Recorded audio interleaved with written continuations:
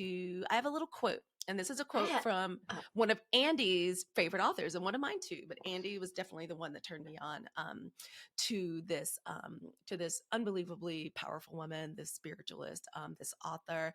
And so, Andi, I'm going to read it. I'm not going to make you guess because y'all, in addition to being a co-host, I'm a talent manager. I have to keep my talent, my sister over here, happy. So I like to surprise her, but I also don't want her going completely off of me. So I'm going to lead, I'm going to lead us into this gently, but it's from one of her favorite authors. And the quote is, "Spring is the time when the land wakes up, when the earth is reborn and the cycle of life begins anew. It's a time of renewal and rejuvenation. It's a time when we shed the old and make way for the new. For Black women, this time of year is especially meaningful as we connect with the energy of the earth and harness its power to heal and transform ourselves and our communities." That author and magical woman and natural woman is Louisa Teish. And the quote is from Carnival of the Spirit, one of Andi's favorite books, Seasonal Celebrations and Rites of Passage. So, Andi, what do you think about that opening quote as we get started? Well, that's from Carnival of the Spirit. So that is an amazing book where she talks about looking at, people say the wheel of the year, but looking at, I even hesitate to say wheel of the year because it's even got these defined kind of like celebrations, very gregarian kind of role to it.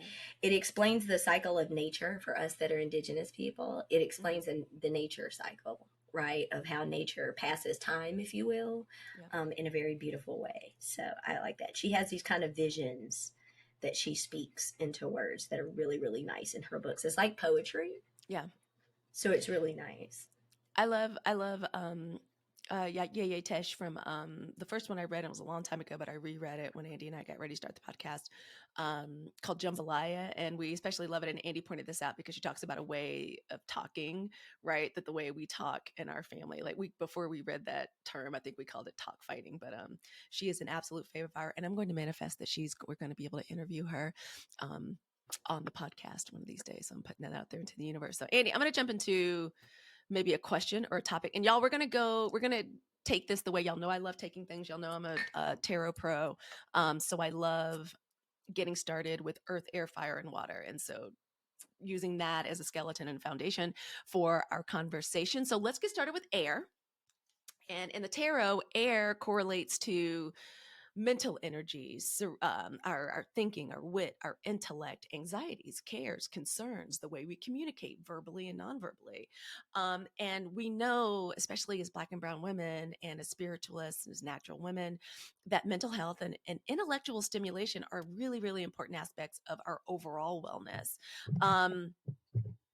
Andi, what do we think do you want to get started with like our predictions for spiritualists, hoodoos, those of us that are into ATRs, and what we see in terms of what we're going to be manifesting, what we're going to be focusing on for the care of our mental health, or even for intellectual stimulation?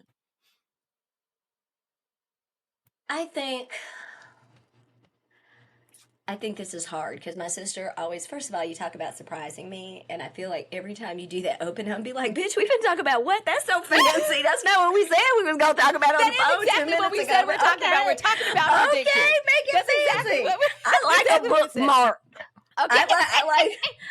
I like a favorable editing session. Okay, note to self. This is Andi. I love the way Andi, I can Leo, tell from the look in her Leo face. That shit then. When she looked down, I was like, fuck, she didn't like that question. Damn. No, she didn't. I said, she got some fleur-de-lis on it. We don't do this and do this and that. Girl, we said we were going to talk about such and such. We are. But girl, come on. You and I both know. We are. I'm just saying, you got a way of making it sound. It's like, I imagine people who go into the boat with you, Jay-Z, what we going to do? We're going to lay down a couple of tracks and come in there with a soliloquy. What? No, we just. What? I didn't come prepared. Okay, you know we have been talking for a long time about. No, Halicue always likes to draw me into predictions, and she, I don't like predictions. She doesn't like predictions. But here we go. Okay, so don't make it a prediction. What do you think? It's not a prediction. It's something that I see that's kind of like a trend. So, like in my business, the way I'm kind of built, my superpower, the thing I bring to the table, is kind of being able to see how the bigger picture and how things work and how they fit together. Mm-hmm. I've talked about it a whole lot that and people talk about it like this post-COVID we almost had like a super winter, if you will, right? Like a super hibernation period where all of us were in. And a lot of you are probably saying, well, Eddie, we've been out in these streets. Like we've been out in the streets for 2 years, but you've been out in this somewhat bit of an augmented reality. We've been out in the streets in this world where we really